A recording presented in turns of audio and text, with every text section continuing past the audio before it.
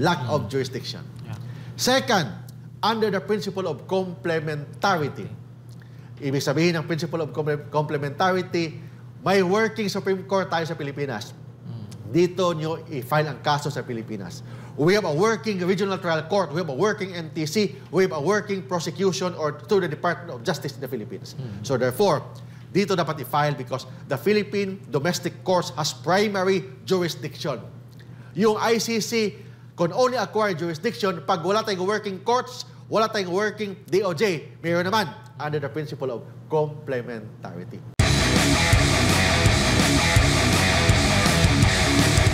Ano po ang pwede mga depensa na maaaring gamitin sa ICC? Oh, ito yung mga possible. For example, dinimanda si former President Duterte. I think may pending din kaso sila De La Rosa, si General De La Rosa, si Senator De La Rosa, I don't know, with Senator Bongo, I don't know. Assuming na may mga ganong kaso, ano yung mga posible na mga depensa nila? Number one, the ICC has no jurisdiction. Walang jurisdiction ng ICC on the ground that the ICC, the Philippines is not anymore a part of the ICC. So first, walang jurisdiction ng ICC on the ground na ang Pilipinas hindi na membro sa ICC since March 17, 2019. And yung alleged crime na inalleged laban sa kanila, nangyari yun 2020 na. And hindi naman membro ang Pilipinas noong 2020. Nag-withdraw ng Pilipinas starting March 17, 2019. Yun, lack of jurisdiction. Second, under the principle of complementarity. Ibig sabihin ng principle of complementarity, may working Supreme Court tayo sa Pilipinas. Dito nyo i-file ang kaso sa Pilipinas. We have a working regional trial court. We have a working NTC. We have a working prosecution or through the Department of Justice in the Philippines. So therefore, dito dapat i-file because the Philippine domestic courts has primary jurisdiction. Yung ICC can only acquire jurisdiction pag wala tayong working courts, wala tayong working DOJ. Mayroon naman under the principle of complementarity. Third, the President is immune from suit. He should not be prosecuted because he is immune from suit. But of course, yung immunity from suit, limited yan. Kasi the ICC will not recognize that immunity from suit. Okay? It only be recognized sa local domestic courts. And lastly, lack of knowledge or information. The lack of intent, lack of information, lack of knowledge. So yun ang mga posible na mga depensa. I repeat, lack of jurisdiction, principle of complementarity, yung tinatawag na immunity from suit, lack of intent or knowledge. Ayan. Basa muna tayo ng mga mensahe mula sa ating mga kababayan, Attorney Mark. From Maria Santos of Quezon City, kung tuluyang hindi makipagtulungan ang gobyerno sa ICC, paano maapektuhan ang imahe ng Pilipinas sa ibang bansa? We are talking here of the image sa ibang bansa. Kasi the image sa ibang bansa, ang pinag-usapan, hindi naman ibig sabihin na hindi ka membro ng ICC, wala ka ng image sa ibang bansa. May mga malalaking mga bansa na hindi naman member ng ICC. I think the United States is not a member of the ICC. China is not a member of the ICC. So, kung image ang pinag-usapan natin dito, bakit ang top 2 countries ng Pilipinas, ng buong mundo, top 2 countries, meaning the United States and the China, kahit yun ang top 2 countries. In fact, China, nalamangan na nga ang US eh. Kasi kahit toothpick, made in China. Kahit baso mo dyan, made in China. Kahit itong necktie ko, made in China. Itong suit ko, made in China. Yung mukha na lang, hindi made in China. Di ba? Di ba? So, ibig sabihin, China mismo hindi member ng ICC. Di ba? Ang United States mismo, the richest country in the world, according to them, is not a member of the ICC. Will it affect our image, ang Pilipinas? Will it affect the image of the Philippines kung hindi tayo member ng ICC? Hindi. In the very first place, we have lahat ng mga embassy sa buong mundo. Majority or more than majority ng mga embassy sa bansa sa ibang mundo, ibang bansa, may embassy sa Pilipinas. Sila mismo, yung mga lahat ng embassy sa buong mundo nandito sa Pilipinas, they will be the one to observe and to say that the Philippines has working courts. We have a working Supreme Court, we have a working CA, we have a working RTC, and we have a working Department of Justice.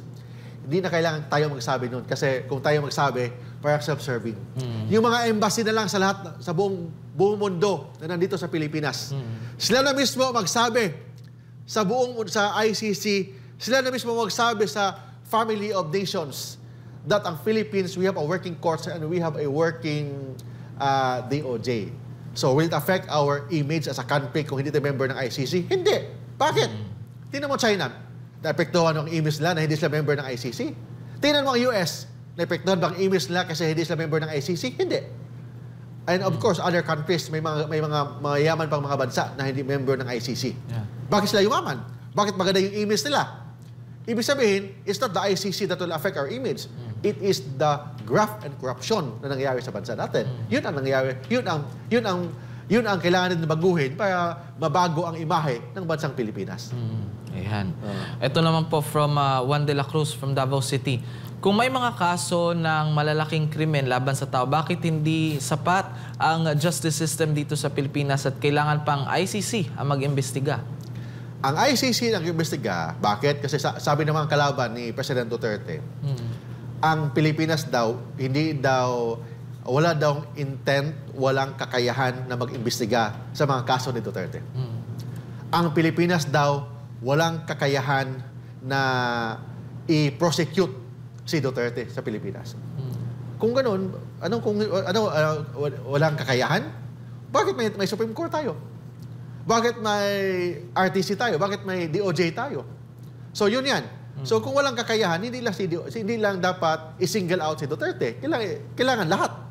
Bakit yung, for example, dito na tayo ni Pastor Kibuloy. O bakit may kaso si Pastor Kibuloy? Ibig sabihin, we have a working courts, we have a working DOJ. Di ba? So bakit si President Duterte nandun sa ibang bansa? Ibig sabihin, inaamin ng Philippine government that we have no working court, we have no functioning DOJ. Di ba? So, yun ang dapat i-prove doon sa ICC na ang Pilipinas, we have a working courts, we have a working DOJ. And very clear yan sa Rome Statute, the principle of complementarity. Ibig sabihin doon, the ICC has no primary jurisdiction. Ang may primary jurisdiction ang domestic court sa Pilipinas. Ang ICC can only acquire jurisdiction pag wala tayong working courts, wala tayong working DOJ, wala tayong working RTC, Supreme Court, wala. So yun yan. O nandito, ano yung mga bansa na hindi membro? Nandiyan o, US, mayaman. China, mayaman. Russia, mayaman. India, mayaman. Israel, mayaman. Turkey, Iran, Pakistan, Saudi Arabia. O, bakit may ganun? So will it affect the integrity or the image of the Philippines? No, it will not. Yeah. Ginamit na talaga ang ICC to attack yung mga kalabang politika sa Pilipinas, and it may intervene the sovereignty and the independence of the Philippine government. Yeah. Pero what if, Attorney Mark, set aside mo ang politika, ano ang mangyayari kung nag-issue ang ICC ng warrant of arrest? Dito tayo. Ang ICC nag-issue ng warrant of arrest. Tingnan natin si President Duterte, gano'n. Dalawa. For example, ang gusto nilang arestuhin nandito sa Pilipinas. Pwede mo bang arestuhin si Juan de la Cruz pursuant sa warrant of arrest na inisyu ng ICC sa Pilipinas? Hindi. Bakit hindi? Nakalagay po sa ating saligang batas that you can only be arrested pursuant to a warrant of arrest issued by competent judicial authority. We say competent judicial authority, domestic courts, not ICC. Nakalagay po sa ating saligang batas, you can only be arrested provided na may warrant of arrest issued by a competent court in the Philippines, meaning domestic court, not ICC. So therefore, except of course, pag may yung mga tinatawag na warrantless arrest, yung mga caught in the act, mga ganon. But kung warrant of arrest lang, hindi ka pwede arrestuhin sa Pilipinas. Except, may exception, if the Philippine government cooperates. But even if the Philippine government cooperates, kailangan nilang sundin ang ating saligang batas. Ang ating saligang batas nakalagay doon, kailangan na yung warrant of arrest, it should be by the ICC, should be reviewed by the domestic courts. That's why pag inaresto si President Duterte, kailangan munang dalhin muna siya sa local courts. Para tingnan kung tama ba yung warrant of arrest, may basihan ba ang warrant of arrest. While tingnan ng korte yan, pwede mapag-avail ng bail. Yun dapat. But in this case, hindi nangyari yan. Kasi kung nahuli ka sa Pilipinas, hindi ka pwedeng hulihin through warrant of arrest ng ICC. Kailangan hulihin ka kung yung ICC warrant of arrest should be approved or verified and confirmed by the local courts. Except if the Philippine courts cooperate, Philippine government cooperates, but even if they cooperate, they need to follow the Philippine Constitution. In this case, hindi nangyari yun. Option number 2, o possible number 2. What if pumunta ka sa ibang bansa, nagpasyal-pasyal ka sa ibang bansa, and yung bansa na yan, member ng ICC, yes, pwede kang arestuhin. Pwede kang arestuhin doon. Pero kahit na-arestuhin ka doon, dalhin ka pa rin sa course doon. Sa court kung saan ka na-aresto, then bago ka ihatid sa ICC. Yun ang proseso dapat under the Rome Statute. But unfortunately, nung panahon sa pag-aresto ni President Duterte, hindi na sunod yon. Hindi na sunod ang Rome Statute. Ang Rome Statute, ang nakalagay doon, kailangan ihatid muna sa local courts. Hindi na sunod. Second, hindi rin nasunod ang ating salikang batas. Ang ating salikang batas, very clear, hindi ka pwedeng arestuhin kung walang warrant of arrest issued by competent court of the Philippines. Not international court, but competent court of the Philippines. Kailangan may warrant of arrest. In this case, wala.